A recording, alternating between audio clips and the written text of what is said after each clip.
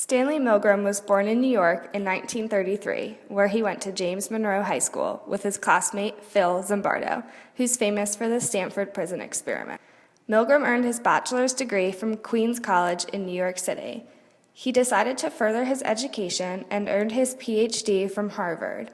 His dissertation investigated cross-cultural differences in conformity, which he conducted in Norway and Paris.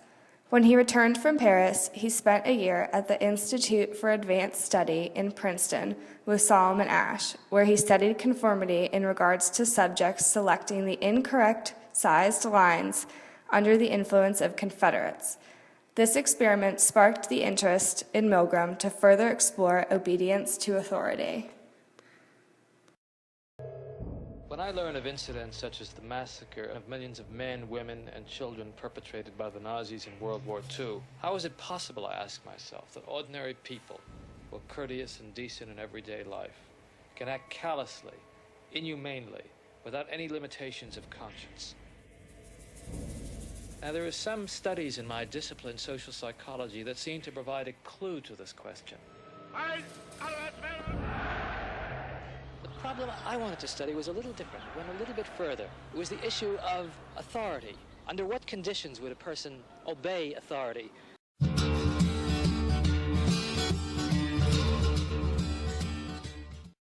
ago, I was at the Veterans Hospital in West Haven. And while there, they detected a heart condition. There's nothing serious, but as long as I'm having these shocks, how strong are they? How dangerous are they? Well, no, although they may be painful, they're not dangerous. Anything else? No, that's all. All right, teacher, would you take the test and be seated in front of the shock generator, please, in the next room? But the experiment was rigged. The victim was an accomplice of the experiment.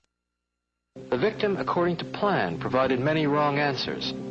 His verbal responses were standardized on tape, and each protest was coordinated to a particular voltage level on the shock generator. Now, as teacher, you were seated in front of this impressive-looking instrument, the shock generator. Its essential feature is a line of switches that goes from 15 volts to 450 volts, and a set of verbal designations that goes from slight shock to moderate shock, strong shock, very strong shock, intense shock, extreme intensity shock, and finally XXX, danger severe shock. Your job, the experimenter explains to you, is a word pair test. If he gets each answer correctly, fine, you move on to the next pair. But if he makes a mistake, you are instructed to give him an electric shock, starting with 15 volts, and you increase the shock one step on each error. Incorrect. You'll now get a shock of 105.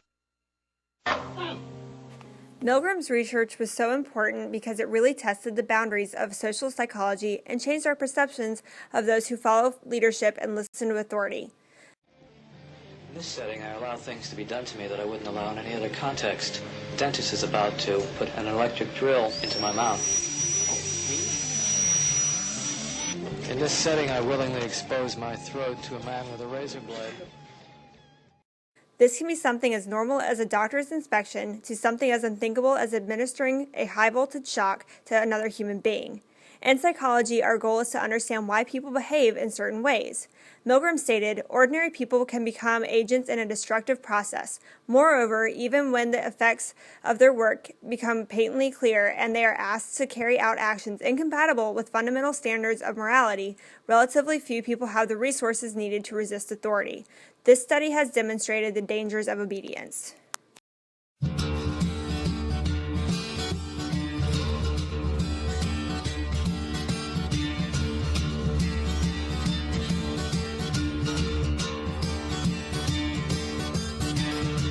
One morning, I woke up.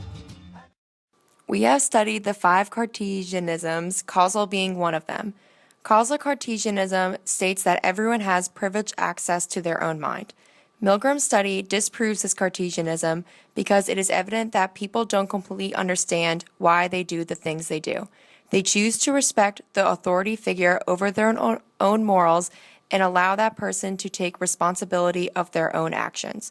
This is similar to bystander intervention experiments because one proposed explanation of this is diffusion responsibility, and when there are more bystanders present, people feel less obligated to help.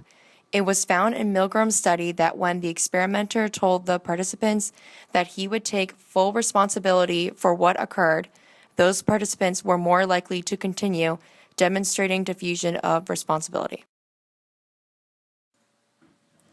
Although the Milgram experiment did not raise immediate ethical concern, critics later on questioned if the deception used in the experiment was ethical.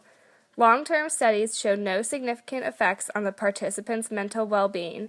However, we do not know if there was any immediate emotional distress that the participants felt because they could have thought that they caused pain to another person.